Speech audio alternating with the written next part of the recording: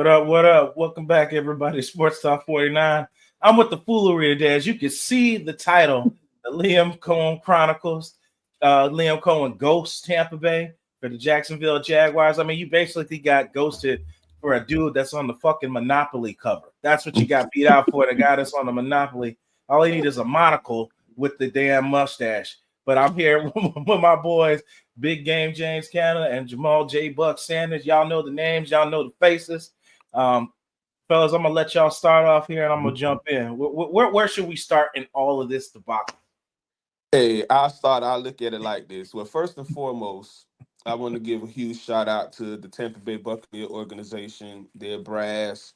I even start with the owners, the Jason Light team, Todd Bowles, coaching staff, Baker Mayfield, play. I just want to give a huge shout out to them because my thing is, here's the thing. And I'm saying this from a fan's perspective. You all know me. I'm saying things from a fan perspective. When you're a successful organization, shit like this happens. I know people might not, agree with how he did it, which I know we finna get into that, whatever in a second. But when you're a successful organization, deep position coaches are going to want to become coordinators. Coordinators are going to want to become head coaches. Front office, Jason Light team, eventually, the ones that work under him, they're going to want to become GMs. It is what it is. I think it just goes to show that, the Tampa Bay organization, they now have a winning formula right now, and other teams, is going to do whatever it is that they can do, to get on board with that formula. I say all of that to say, this will be Todd Bowles. Todd Bowles is going into his fourth year as head coach, and he's had a different offensive coordinator every single year of him being the head coach of the Tampa Bay Buccaneers. It is what it is. How Liam Coen did it, that's up for, whatever discussion. As a fan, it was low. It was can I cuss on here? Oh, absolutely. It was some fucked up ass shit how he did it. That's called it is what it is. But the reality is, he ain't do a goddamn thing that nobody else would have done. Now, all of a sudden, now everybody want to have all these morals and have all of this. He ain't doing that because this one thing. And again, this is what I'm about to say is allegedly. Allegedly, and James, you know better than I know any day. I would say allegedly. I read where as the highest paid offensive coordinator with the Bucs, Liam Coen would have got somewhere between $5 to $4 million a year for 3 years. Okay. So let's round that up. 15 million over 3 years. 15 million is not 60 to 70 million over the course of 5 years. You can say whatever the hell you doggone want to say about some shit until you're actually faced with the situation. You mean to tell me it's an opportunity for me to get 60 to 70 million a year over 15 million? I'm gonna entertain that. And then there's other components that people want to leave out of it. And again, all of what I'm saying is not to justify or it's not to condone what Liam Coen did and how he did it. I want to make it clear. I'm invested in the Tampa Bay Buccaneers, and I want to get us to the point to where let's believe in our brass. Let's believe, whatever in Todd Bowles, that Todd Bowles can, select, the next hot offensive coordinator, Right. Whatever to lead this offense, to help assist lead this shit. Let's put our faith and hope back into Jason Light. They did it once, they can do it again. But Liam Coen ain't did a goddamn thing that nobody else. James, 60 to 70 million as a player. Come on, talk about it, bro. I'm itching to hear your opinion on it. 60 to 70 million. First and foremost, don't forget also, Jamal, he gets to pick his GM too. That part, yeah. So on top of that, and I think it's two components based off of how I read it and my sources. It's two components that I feel as though that Buck fans purposely leave out because they need their narrative. They need their narrative. They need to be able to place the blame. And don't get me wrong, rightfully so. Their feelings are valid. But here's one of the components that I've learned. Liam Coen removed his name from head coaching consideration with the Jacksonville Jaguars before Trent Bulk got fired. That's facts. Right, right. That's facts. That's the first piece of it. The other piece of it, too, when he accepted the contract to become the highest paid offensive coordinator, which I'm even hearing rumors he would have got paid more than Todd Bowles. But hey, that's allegedly. But that's a whole nother conversation for another day. So he accepted that job under the condition of not taking a second interview with Jacksonville. So now Coen, I think it's Coen, fires Trent Bulk, circles back around the block. Say, hey, you get to pick your GM. I'm finna give you Ben Johnson money. Who ain't finna entertain that? Who not? So my thing is, come on now. He would have been a fool to then call the Bucs and be like, oh, wait, hey, I'm finna entertain, whatever, this contract, with the Jacksonville Jaguars, because then now, or whatever, you giving the Bucs back the luggage. So if he goes to Jacksonville and he still don't come to some type of, contract negotiation with Jacksonville, then he asked out of both jobs. That part. He asked out. So again, it's fucked up how he did it. It's fucked up even if he lied about his kids, and all of that. People on this dog, come on now. People don't work on the job where they probably done lied. Their grandma done died. Every job that they done been 5 on. times. Their kid done been sick. Every job they done been on. So, I mean, again, it's a business. I'm not justifying it. It's dirty. It's more, I ain't taking nothing away, whatever, for allegedly what Liam Coen did. But on the outside looking in, I would understand why he would not have called the Tampa Bay Buccaneers, whatever, to say, hey, I'm going to take the second interview. Because then if he don't get the job with Jacksonville, then Tampa Bay can be like, okay, well, nah, we finna yank this. Not saying that Tampa would have, we don't know. We would never know. Right. At this point, we would never know. But how I understood, if he took the contract under the conditions of not entertaining the second interview or whatever with the Jacksonville Jaguars, he would have been a fool. He would have been a fool to call the Bucs. Why would you sabotage yourself and open up the door for you to potentially be asked out on both jobs? Absolutely. And I think those are two things that that a lot of the Bucs fans, whatever, don't want to factor into this narrative because he's right. I even had a friend of mine told me, no, I would have just took the $15 million. Yeah, you say that now until you're faced. But we have all, like I say, I have all of what I would do once I actually ever get $1 million in my life. I could say all of what I do with it until I actually get it.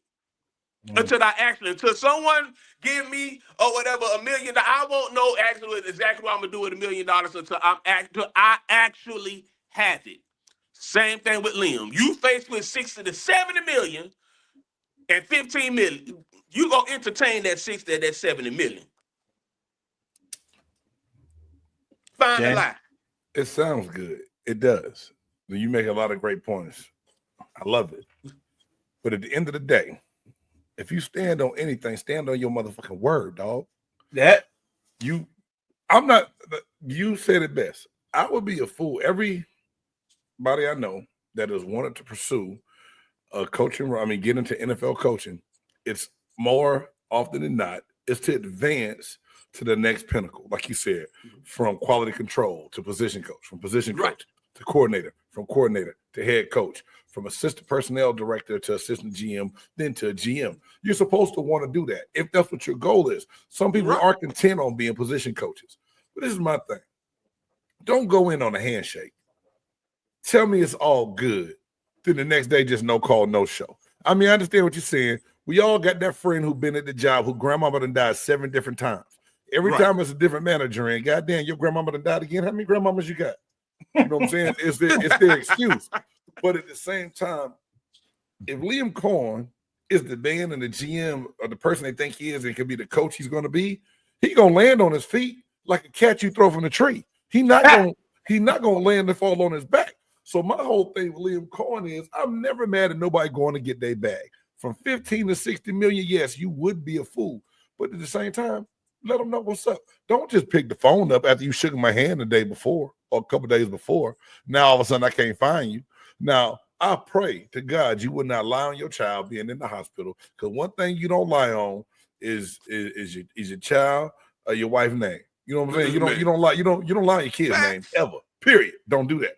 So I'm hoping he didn't lie on that. You know, maybe he was at the hospital and then just instead of going back to his house in Tampa, he got on that private plane and flew to Jacksonville. That's probably what it was.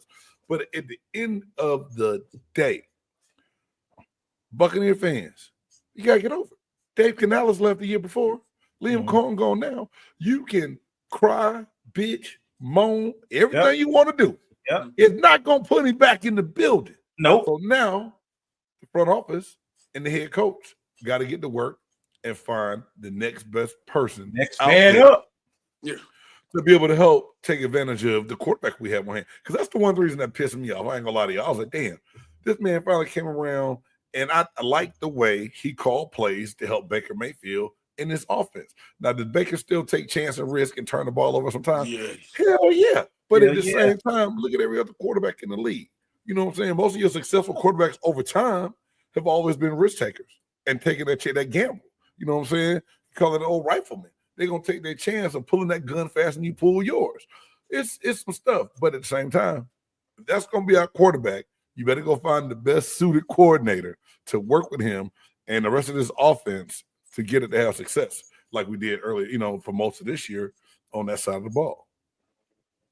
Absolutely. All right. So, you know, James, you know, I always like to say this part. I say I like when we tell a story, let's tell a story in its entirety.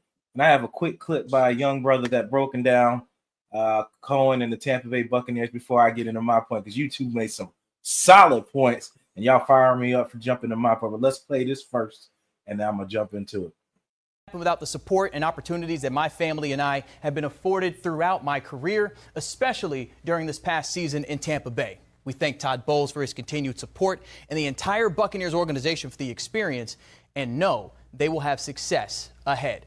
Those kind words at the end don't mean much to the Bucs. Adam Schefter said today on the Pat McAfee show that he has not heard of a team being this, quote, hot and bothered about a coach taking another job in the last 25 years. The Tampa Bay front office has every right to be furious, but they shouldn't be shocked. Chris Rock had a famous joke with the punchline being, the tiger didn't go crazy, the tiger went tiger.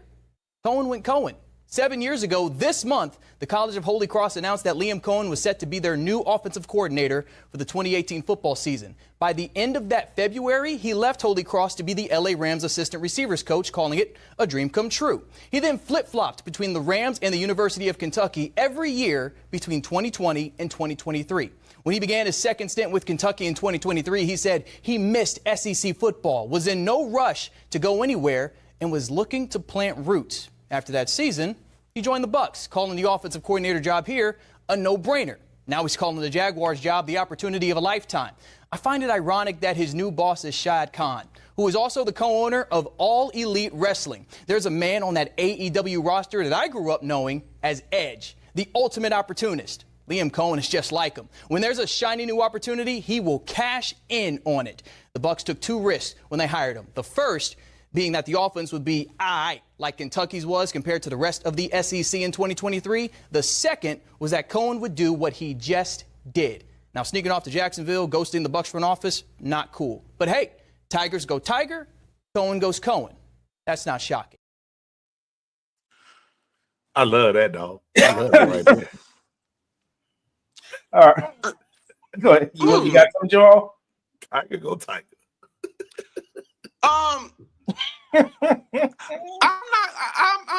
If I had to give it a percentage, y'all follow me here. Mm-hmm. And I know what I'm about to say is not going to be, it's not going to be, individuals are not going to be a fan of this, especially when individuals need their narrative. I want to give it, I'm 70-30. I'm gonna say 70%, 30%. And this is what I mean. I'm a 70%. I'm gonna go with the legend. I'm gonna go with James on this one. You know, because for me, your word means everything to me. Stand on your word. I agree with that 100%. But then again, too, when it comes to jobs, whenever I go into a situation, whatever with a job, I have to go in with some form of leverage to maximize the most earning potential that I can maximize. I find it funny, and James, you feel free to correct me wrong on this. I find it funny that when people talk about morals or a standard in your word and things of that nature, the organization in itself is always going to be, or the job, it's always going to make decisions that's in the best interest of the company. Fact. The only time when people find it a problem is when the employee makes or do things that's in the best interest of the employee, or in the best interest of the player, or in the best interest of the coaches, things of that nature. Now, I will confidently say this. When it comes to Todd Bowles, and I want to be careful with how I say this. I want to be very careful how I say this. When it comes to Todd Bowles, 100% stand on your word. The only thing that I have seen on the outside looking in is Todd Bowles, with the most morals, with all of that. I would even go as far as to say that with Jason Light and his brand. I have not come across or heard anything that would, deter, of you being 100% solid, whatever with these guys.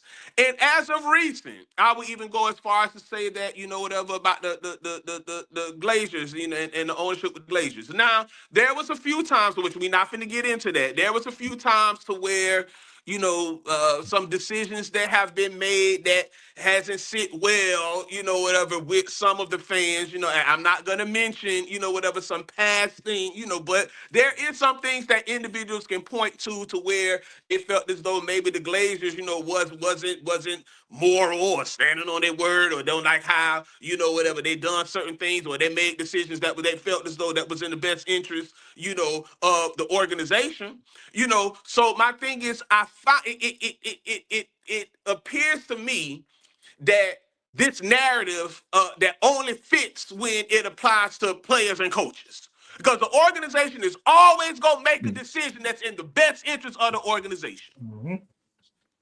Point blank, period. So whenever anybody go into it with a job, I'm always, it's leverage.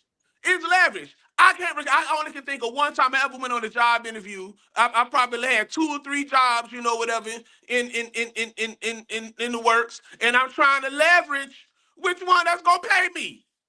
Point blank, period. So again, 70% of it is gonna boil down to your word. I agree with with what he said, in regards, whatever, and as as far as what the tight end was a perfect example of what he is, as far as the perfect example.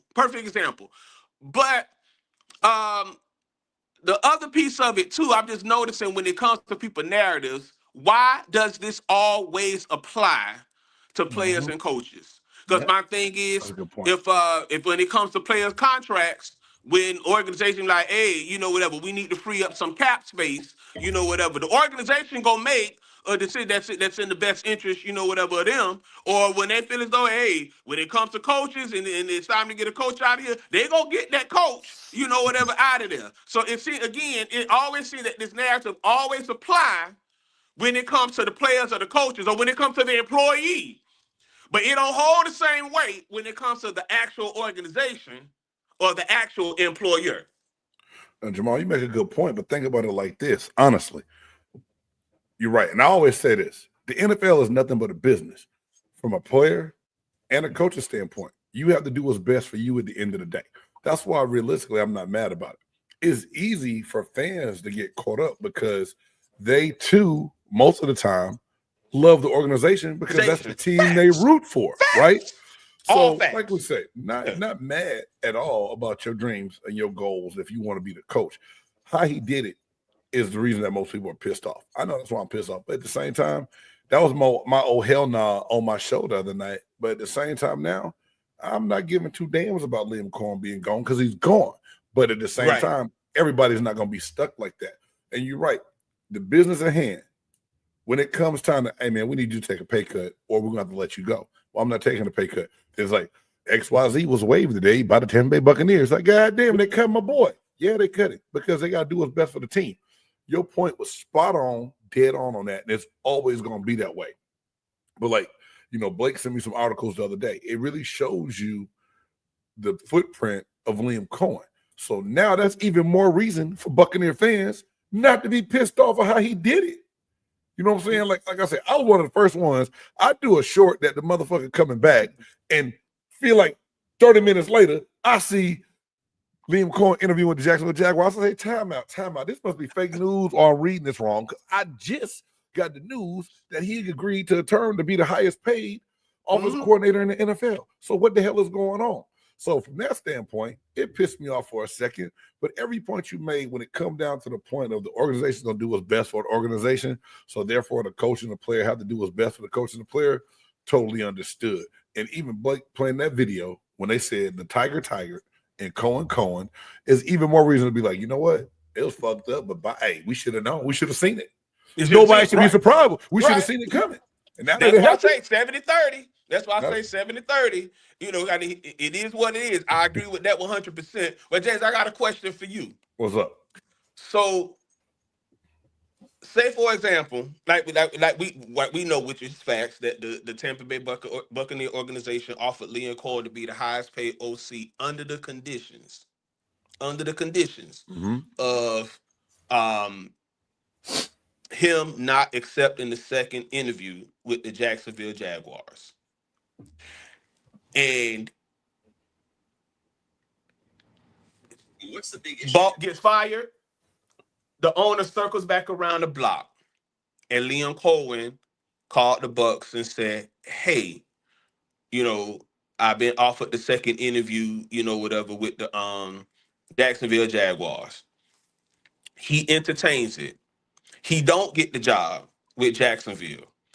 And then circles around the block with the Bucs, when the Bucs be like, you know what, hey, you know, we asked you not to, you know, whatever, entertain, you know, whatever the interview with the Jaguars, and you did. So we go release you from your contract, or we ain't gonna be able to pay you these $5 million. You know, we'll have to pay you $2.5 million, you know, whatever, a year.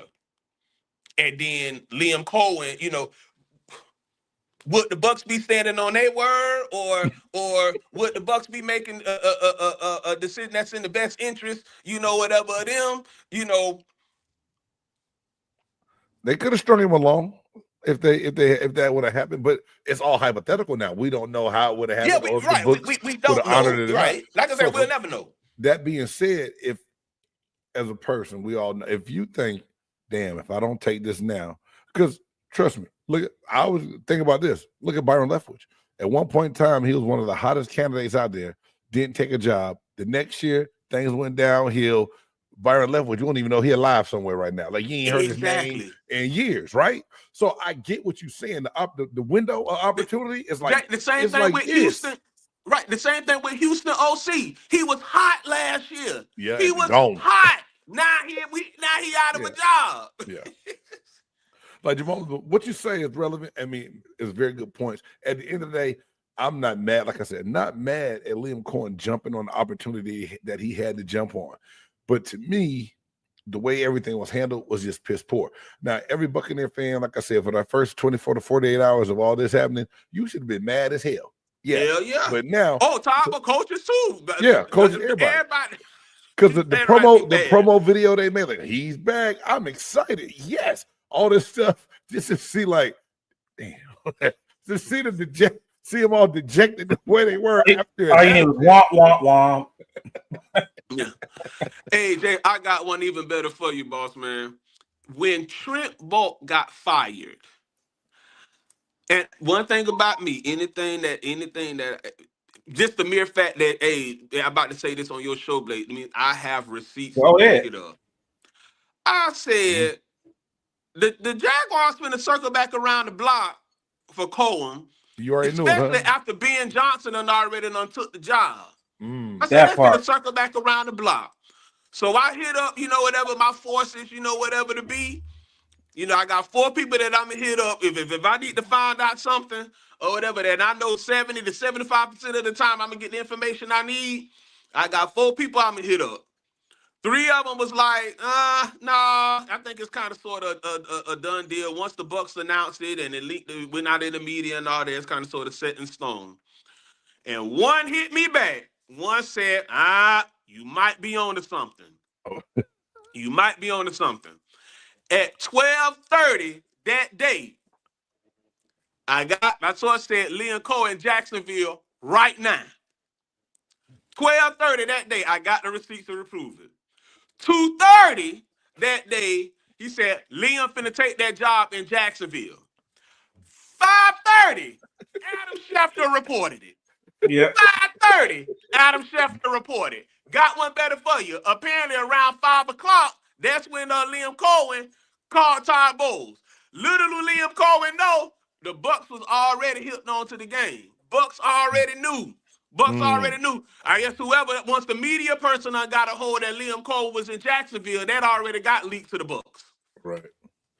And I guess that's what the reception came once the cat was out of the bag. They had to come up with a reason. The specialist or whatever they was in Jacksonville. And that's why his daughter, not his daughter, his child. I'm sorry, allegedly. Like I said, it ain't my line to tell. Allegedly. Allegedly. Yeah, none of us was there, so we can't ended up in the hospital. So I guess for Liam, his child would be in the hospital 10 times when it comes to 60, 70 million, but hey, it ain't my lie to tell. It ain't my lie to tell. So, he said he got the money to spend now. He can go down there to that specialist in Jacksonville, so he might as well got a bag waiting for him. And he in the no tax city. He in Florida. Hey, that part.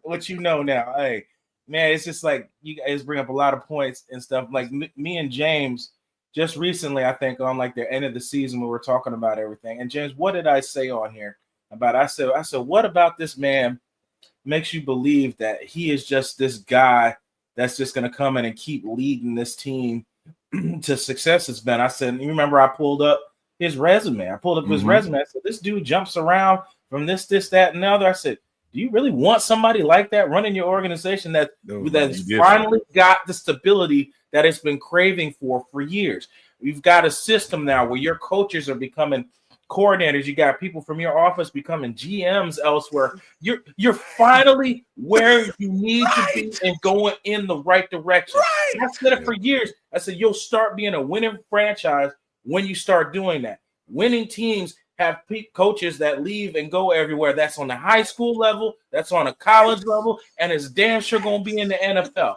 That's the way it works when you got shit going right. So when everybody talk about, well, he needs to come in and be this head coach, what about this man makes you believe that he's just this guy? He's been in the building 5 months. You clearly don't know the motherfucker you've been talking to for 5 months because he bit you in your ass because you didn't know who he is. Right. And he hit you with the shimmy shake when it came down to getting paid. Oh, like you said, you guys said everything. I love to sit back here because I'm about to talk my shit. Because you guys sat up here and talked about Todd Bowles getting fired. He's this, that, and the other. He's this, that. You don't know shit about this dude that you want to take over your organization. Right. A good business person, a winning franchise, whomever doesn't make those kind of decisions. I had a conversation last night. Now I said, dude, name me a franchise that does the shit you're talking about. Name me a successful franchise. That's what I said. You can't. Name you a can't. successful franchise that does the shit you talking about doing. There ain't one. Because they don't make impulsive ass decisions like you a bunch of females just want to make decisions just because that's the way I feel. I feel this guy that's going to come in and do this job. You don't know shit about this dude. Right. He couldn't be a head coach at Kentucky. So what makes you think he gonna come in here and keep doing what we doing? Well, he worked good with Baker Mayfield. You didn't want Baker Mayfield when he was a free agent. Right. Shut the hell up. You didn't want Baker Mayfield. Right. I said talking all that shit, but you sit up in your chat. Well, let's bake, baby. Let's do all this. Like, stop. So I remember all that when it wasn't good. Remember when Tom Brady left? And that's another thing I posted. You saw. I said I told y'all in 2021, Tom Brady was the reason you lost Bruce Arians. And now it comes out. It all came back. Yeah. Y'all didn't want to hear it from me. No. Y'all didn't want to hear it. I told you that shit. Now everybody else on ESPN want somebody look different and say you want to take it credible. Now I told you that back then. I said, and then you come into this period where we're supposed to be a retooling period and all that, and the man has kept this ship afloat. Yeah, you have bumps and bruises. What coach doesn't? Exactly. That's part of the game. That's part of your job. You got to keep the ship going even when it gets bad. Hey, shit ain't going right. I got to step in here and do this. He's done that. He has done everything necessary as a head coach. And until that aspect of it changes, you will not see me talk about this man needs to move on. Right. Blake, talk your shit, man. Talk your shit. Somebody need to hit that damn church organ right now.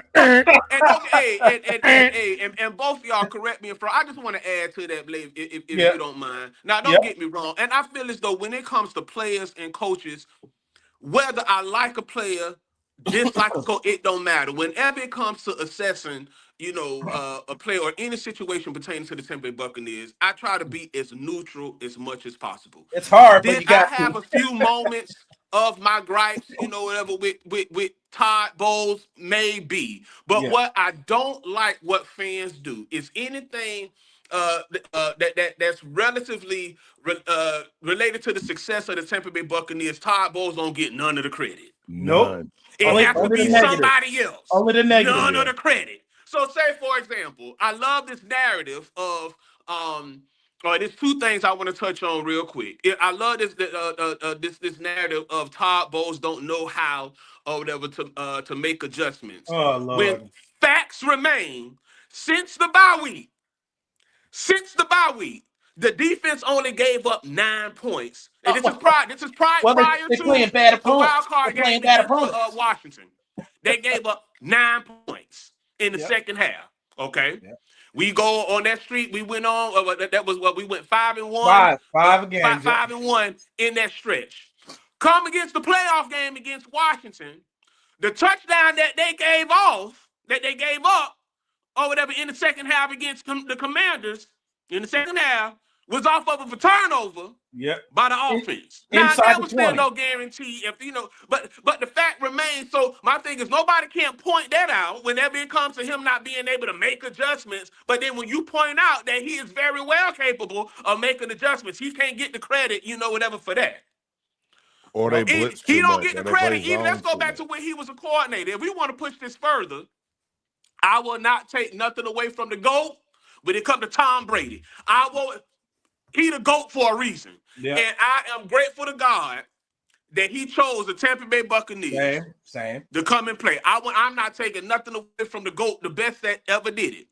But let's be honest, and Tom Brady did what he needed to do during that stretch for when we won the Super Bowl. He did what he needed to do offensively for us to be able to win.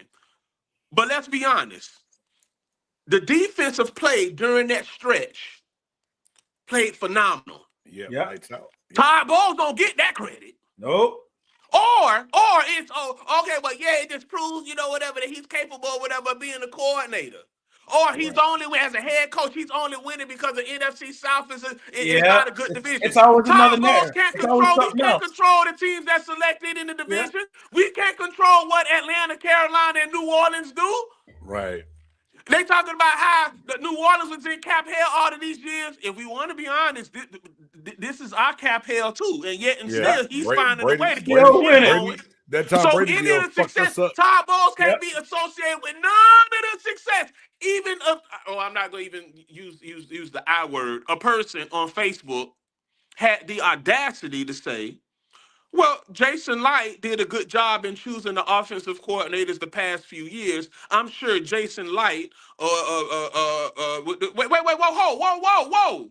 Yeah. So this Todd Bowles team, and you mean to tell me that Todd Bowles don't get to choose who the offensive coordinator? He the head coach now. Every time I was He in the don't league, get the to, head so coach he don't get a get say. no credit for selecting Liam Coen. He Nope. don't get no credit for selecting Dave Canales. Dave Dave Canales. Canales. Yep. It's Right. like any other success associated with this team, Todd Bowles can't get no credit for that Nope. as the head coach. But you already know why. You already the Wait, goalpost. I ain't want to be the one to say it. Oh, He I- the same I color. wanna He be the the one same to color say as my it. shirt. That's I'm just it. saying. He the same color as my shirt. You already know that. I ain't want to be the one to say it. But you ain't gotta be the like, goalposts facts keep are facts. moving. The goalposts Yeah. keep moving. Keep The moving. things keep changing. I ain't never seen a coach where something like that happens. And hold on, I had something else to talk on that Jags thing because I just found something else from Jordan Schultz. We'll spin the block on that in a minute. I found this. I was like, Jamal, I went and did some research and stuff on this, and these folks ain't gonna like me for this one. Because I know the great and powerful, you can't talk about John Gruden. So That's yeah, you know me, They Jack. got John Gruden back. Let me finish for it. I know y'all can't wait. Hold on, let me get the Please, Blake, hurry up. For 7 years that John Gruden was in Tampa Bay, he went 57-55. All right. In that time, he won. Come on, I got it up there. Come on. It's 3 division titles, NFC South titles. This is 7 years and 1 Super Bowl. In the 3 years Todd Bowles has been there, he has won the same exact thing and didn't win a Super Bowl, but he won a Super Bowl as a defensive coordinator. As a defensive coordinator. So that's the kind of area you can say, well, he did it as a head coach. Fair enough, but Todd Bowles will always be remembered. Super Bowl time will always talk about how he held Patrick Mahomes without scoring a touchdown. That will be talked about in the history of NFL forever, whether you like it or not. I said, so my point was, I said, he accomplished the same amount of things in 3 years as John Gruden in less time, which is minus the Super Bowl, but he already got one as a defensive coordinator, which led him to get a head coaching job. So it's funny how we look at things different depending on who they are, depending on what the narrative is. There you go, right? What the narrative is. The man accomplished in 3 years the same amount of things as John Gruden did in 7 years. And may I please add something to that? May I please add something to this? James, this is the first time you and I ever went live together. If I misspeak, please correct me, check me with what I'm about to say right now. Let me get him full screen. A head coach, I don't care if you was a defensive coordinator, an offensive coordinator, a special team coordinator, it don't matter. When you become a head coach, your job as a head, the highest level of football I ever played was high school. Your job as a head coach, you're responsible for all 3 phases of the game. Yep. And I hear a lot of times say for example, Todd Bowles is a defensive minded coach. And then, but the other unit, like the offensive unit is outperforming the defensive, side of the ball. Kind of, it is what it is. So my thing is, Todd Bowles gets so much heat because the offense is doing well, and then there was moments where the defense wasn't doing, so well. Name me a time under Gruden where the offense, because Gruden was an offensive-minded coach, right? Genius. Gruden was actually, all I'm about to say, I love John Gruden. By the way, I love John Gruden. Yeah, He's Super Bowl winning coach. John Gruden have my respect. So I hate these type of conversations because it's making it as if I have 100% negative outlook on John Gruden. No, I don't. That's but my not thing what is we're doing. for purpose of content right now, I got to say it. But my thing is, what's out there? And John Gruden was projected to be this quarterback guru, right? Mm-hmm. What quarterback has he ever developed? 0. John Gruden was supposed to be this offensive, group. When have our offense ever was rated top 5? 0. Sorry. So I say all of that, whatever to say. He rolled the way. If defense was the strongest unit during his senior year, and kind of sort of, it is what it is. So my thing is, but it's such an issue. It's such an issue when Todd Bowles, but the defensive side of the unit don't perform under him, but the offense, whatever, except that this only comes into play when it relates to Todd Bowles. A head coach is responsible for all 3 phases of the game. That's offense, defense, and special teams. Point blank, period. Always situated, but just because he's a defensive-minded coach, automatically every year or whatever, his unit got to perform, whatever. I mean, that's the goal. I mean, but my thing is, I just don't understand, whatever, this narrative. Anything that goes back to what I originally said, anything that's related to any success with this team, Todd Bowles can't get the credit. Don't get none of the credit. Let me jump in another point of that. I don't want to always take it here, but y'all gonna get what I'm saying. I have never seen somebody have this much success so early. And I'll say it, Tom Krasnicki, I love his work when he used to work with, I call him my big brother, Mike Clayton, and all that. So but he said on here, Todd Bowles is on the hot seat again. I said, where and anywhere else in this league has a man been successful since he's been here, but he's on a hot seat every year? Every year, going into the season, looking over your Why back. is he on a hot seat? Blake, can I say something, man, dog? And I hate say whatever you want. I hate that it always has to become about race. But the end of the There day, you go. There you go. Yeah. Yep. I mean, let's call a spade. Because if Todd Bowles was white, the conversation would never be had. That's point blank, period. And there's a lot of people out there that will say, man, James Cannida, you're crazy. No, the fuck. No, I ain't. No, he's not. The way he runs the organization, his team, not the organization, but the way he runs his locker room, the way the players look up to him, the way they respond to him. Now, granted, Dan Campbell in Detroit, I love Dan Campbell, but he doesn't make an excuse about the injuries they had. Look how depleted and beat up this defense was this year. At one point in time, with us playing with guys we got to bring in off the street, guys that were supposed to be on practice squad that had to get pulled up to run this defense that needs to be run a certain way, that you can't replace an Antoine Winfield to the magnitude of the success we've had in the past, right? You can't you can't just replace Kalijah Kancey when he goes out, or Vita Vea. Even Carlton Davis. Exactly, right? So Davis being gone, the Buccaneers will still be NFC South champs in pretty much every game they played this year. And not one time did anybody come out and make any excuses about it. But it's just like, well, that's not an excuse that everybody is hurt. But the same thing happens to another team, and it's like, oh my God, the Detroit Lions would have been great if they just didn't suffer all the injuries they suffered. But it's the same shit that went on in Tampa. But people pick the narrative that they want to deliver to people. Now, if you're a sheep, you believe what's put in front of you. If you're a lion, you dictate the narrative that goes out to everybody else. You can't come tell me anything you want me to believe and make me believe that shit, because I've been in locker rooms. I've been in offices with GMs. I've been in a head coach's office. I've seen how things go down, right? So I know the work that goes into having success. And I know how easy it is for people who are at the facility for only 2 to 3 hours a day to write something and make you believe what it is they want you to believe. Now, granted, if you are that gullible to fall into believing what everyone tells you without trying to find your own information, that's your fucking fault. That is your fault. That is your fault. Me and Jamal talked about this. This Tampa media is a toxic Tampa media. They thrive on media. Bad information. What you say, James? Tampa media, and I'm not gonna say, we used to say this all the time in the locker room as players. We were like, we might have one of the dumbest fucking fan bases ever.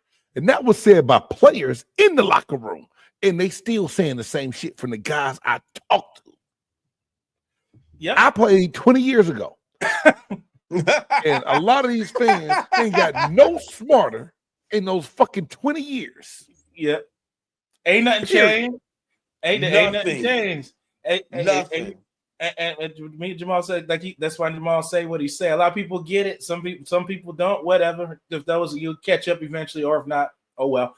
But the narrative always gets spun out here in Tampa to fit whatever the need it is, and it's a lot of the Tampa media. That's why I'm glad guys are getting podcasts now. Players are speaking their truths, and they talk now. I love that part about how the media has changed. But it's like James said, there's a lot of sheep. They go, well, that's what he said. That must be true. He's been at the facility for an hour and a half, so he must know what's going on. I'm like, This man ain't played a down of football. This man ain't took no coaching. This man ain't done shit. I said, what would make you believe that? All he does is for you to click and like on his content. That's his whole purpose in there. Blake and Jamal, I say this all the time, and I laugh when I hear people say, well, they said this. Do you know that players and coaches give you what we want you to know? No, that part. You only know what the fuck I want you to know. And if you get more than that, that's from that punk ass anonymous source. And I hate them bitches right there.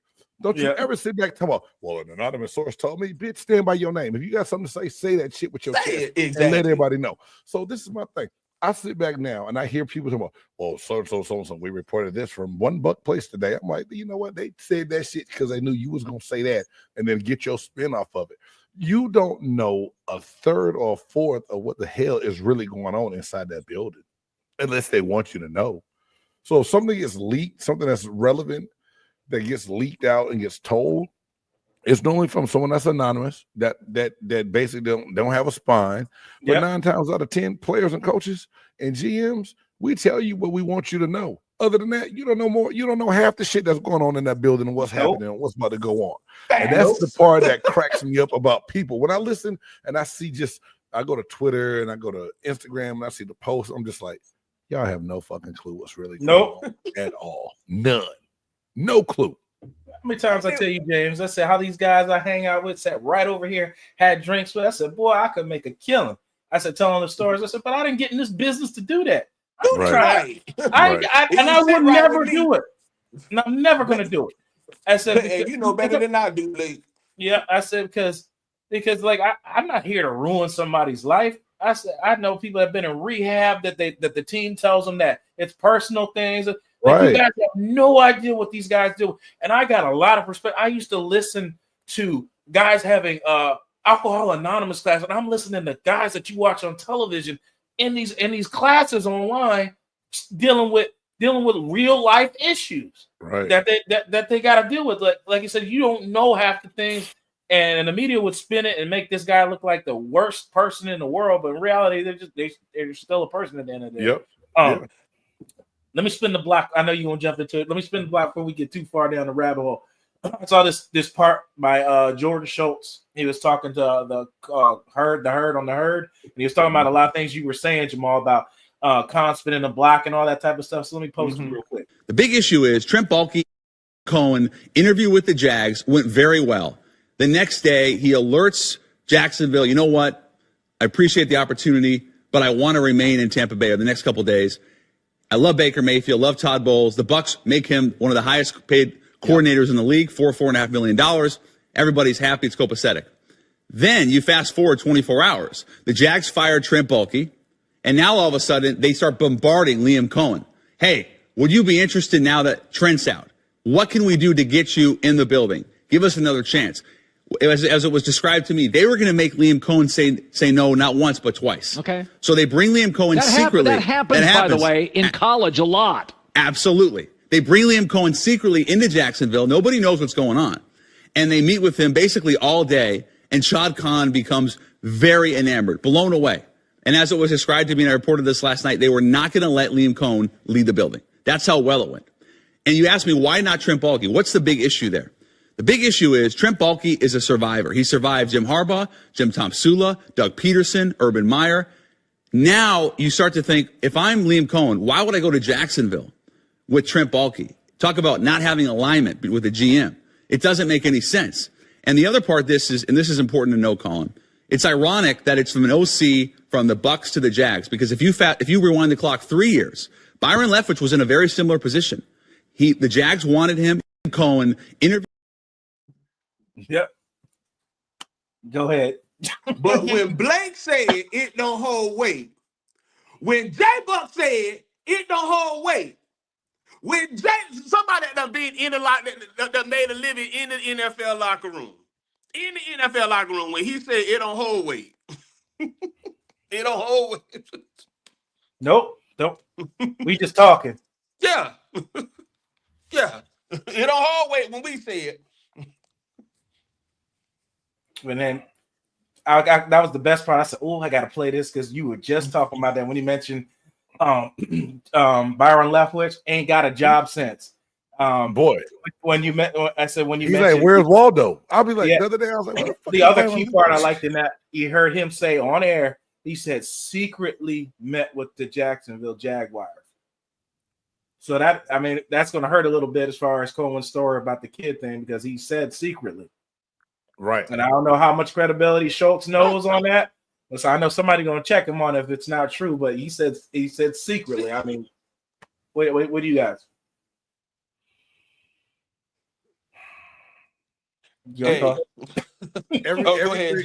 Everything that you just played on that clip, we said within the hour of this. That's why I said I had to play it. So take it for what it's worth. If everybody just close their eyes and don't look at the panel, what we look like, just take that shit for what it is. Lord, James, we didn't do nothing but give you truth. There was no lies told. It's just how you look at it and how you perceive it and who you want to accept it from. But the truth is the truth, and that's what it is. And that go ahead, Jamal. I tell my Buccaneer fanatics all the time when they report on things, that just absolutely don't make sense. I'm not going to use the I word, but things that absolutely don't make sense. I ask this question all the time. Were you there? Were you in the locker room? Are you in one buck during these team meetings or doing these discussions? How would you know that information? Mm-hmm. Because James, here's another way. I'm gonna need you to correct me if I'm wrong. Mm-hmm.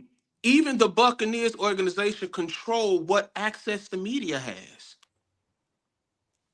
and what's being told.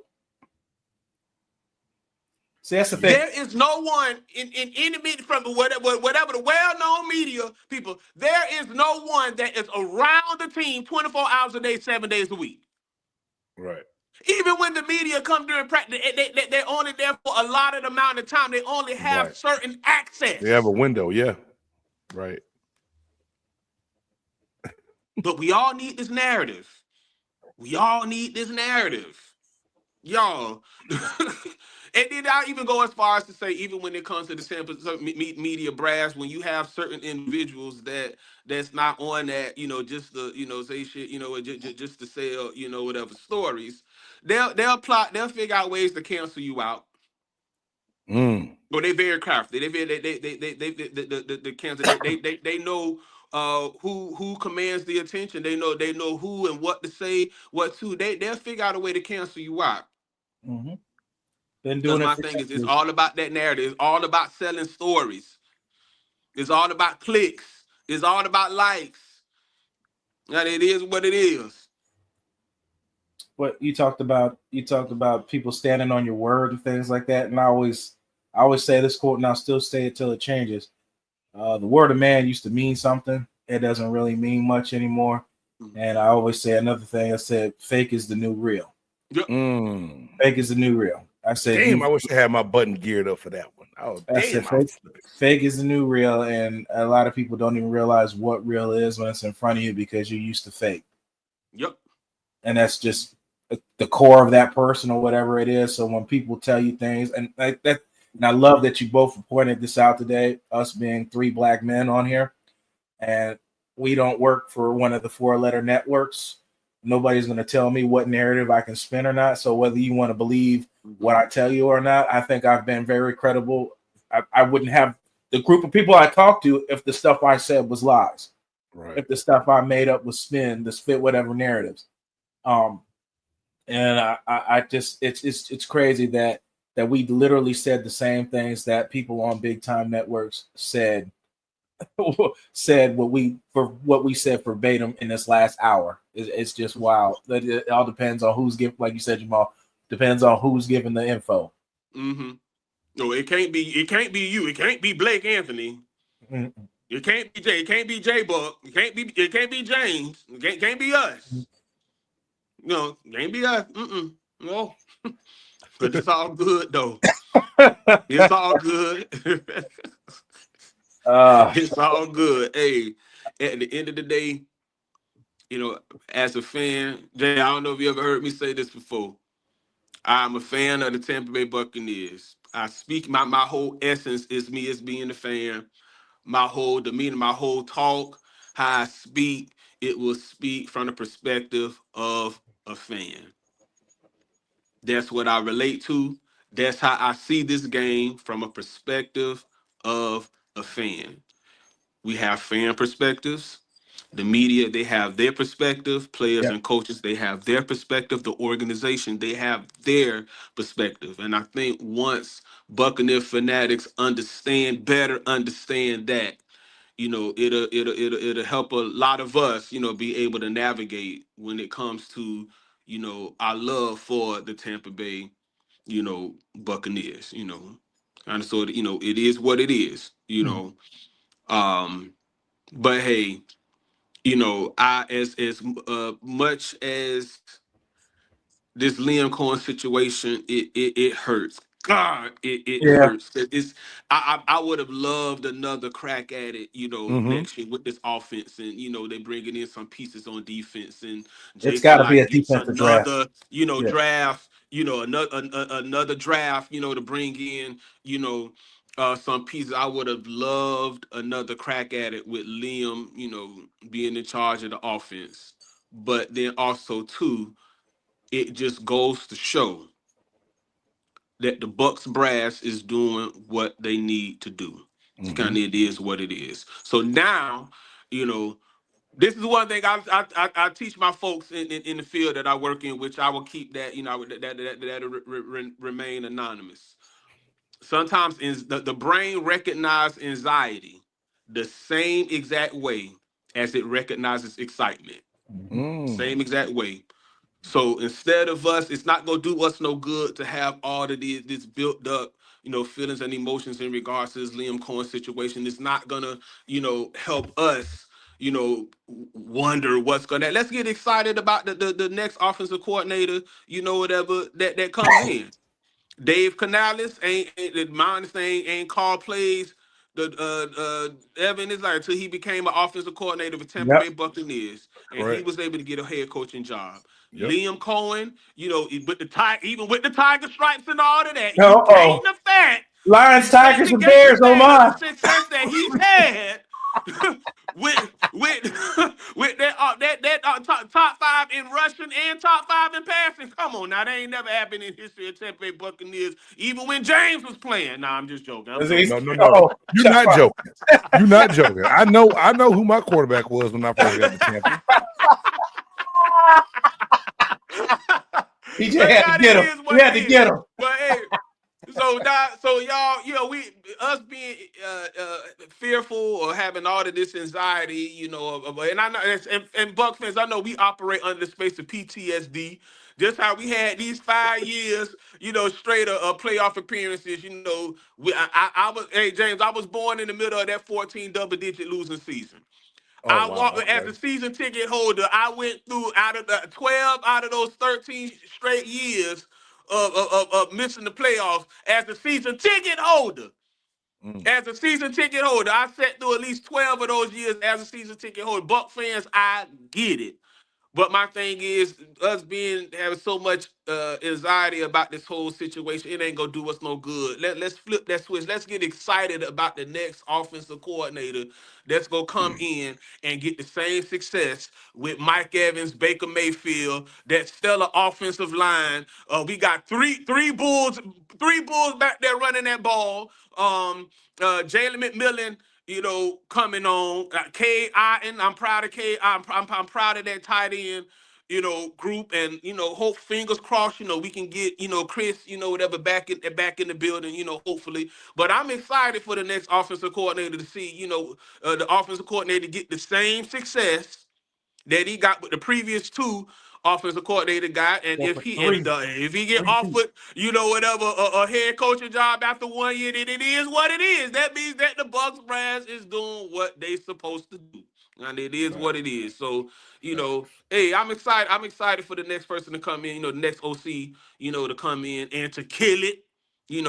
Baker Mayfield ain't new to it. I think I seen something that Baker Mayfield done had an offensive coordinator every year he done played in the league. Yep. That is some crazy shit right there. You know who that sounds like too, right? Alex Smith. Remember Alex Smith? Almost the same path as Baker Mayfield till he got it to Andy Reid and became well with the Chiefs. Almost the same. I know you guys got to run. I just want, and I'm glad you brought up that last part. Who do you guys want to see as that? I said right now, I'm looking at Mike McCarthy. Right now, they're talking about Chip Kelly. And they're talking about I can't pronounce his name, out of Minnesota. I think those are three guys right now. I think they just interviewed the guy out of Minnesota. I mean, is there anybody you guys have in mind you would like? They interviewed somebody out of the Chargers too. They interviewed Marcus. Oh, Chargers, Chargers too. Yeah. I don't know. There's a brother too. Keep Mike McCarthy ass as far away from the Buccaneers as possible. He is a finalist for the Saints job. Let him go to New Orleans and tear that shit up, and that way, we can do what we need to do. I haven't really looked a lot out, so who's out there, what names come up. Chip Kelly, I think in the right role under somebody just calling plays could have success. That might not be far off or too bad, seeing what he was able to do for Ohio State at that capacity. He's a great offensive mind.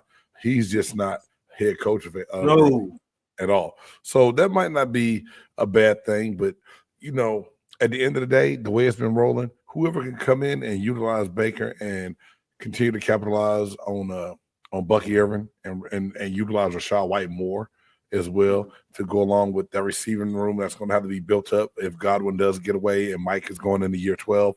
That's something that might need to be addressed in free agency or even in the draft. Then everything else, defense, I think we're going to be all right. Yeah.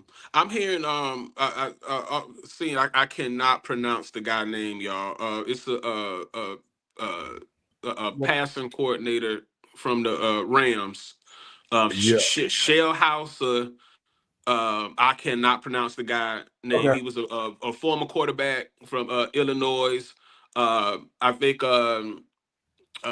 there was a possibility he was supposed to come to USF, but end up choosing Illinois. But he's under McVay's brass right now, and people are very high on him. So I did read that the Bucs requested for him to be interviewed. I don't know if the interview took place or not, but I do know that he's a hot commodity right now as well. But he's a assistant offensive coach for the Rams. Shell, I don't know if I'm pronouncing his name, Shell House or something like that. But yeah, I there's some rumblings there too with that. Yeah, Nate Shellhouse, or SCHEELHAASE. Yeah, that's a tough one. Okay. Yeah, and you're right. Everything I just looked up, he seems like a hot commodity because everybody's looking at the McVay coaching tree, and people forget McVay started here in Tampa with John Gruden. With John Gruden. Yeah, Tampa has its own roots, and I know it's beating a dead horse. They're finally starting to build their own culture here with coaches and everybody formulating out of here. That's what you want. You want all these guys, you're developing players, coaches, and everybody coming out of here. You're starting to be like that. I know you don't like Todd Bowles, but obviously a lot of people do if they want to come work for the man. So he clearly got to be doing something, right? I don't know. I may not know too much. James might not know too much. Jamal might know too much. But I usually teams that win have that kind of problem. Gentlemen, any final thoughts? You want to tell people where you want to plug in at? Whatever you want. Your final thoughts? Hey, I'm finna. I'm always gonna be loyal, to Facebook, but I'm finna shift my talents to the Twitter. Boy, they crunk over there. They real stupid over there. Real stupid. Yeah. I'm finna, so y'all follow me on Twitter. We got you. JayBuc525. Follow me on Twitter. Y'all can get real stupid over there. Yeah. He said, yeah. Yeah. Hey, former Buccaneers DT James Cannida, man. You can catch me on YouTube at Games Pewter Perspective. Also on X is BGSE Network, and on Facebook is James Cannida or Big Game Sports Buzz. Tap in, man. Let me know what you think, what's going on, everything, all sports. Then I also got that Buccaneers content too. So hey, holla at your boy, man. I'll be right there, right back at you. Absolutely. Y'all know where to find me, especially with my reels. I definitely got one coming for the Cowboys and that bullshit hire they just hire. I can't wait to do that soon. We get off. Yeah, that crap. I can't wait to do my reel here in the next 30. But yeah, I appreciate you guys jumping on. We got to do more of these, man. I know everybody's got their lives, man. And today was such a hot topic to talk about stuff, but yeah, we got to link up and do these things. And then we'll end this as we always do. You're the master of everything. What you do with your life, what you do with it is entirely up to you. See you guys next time. And as always, fire them cannons.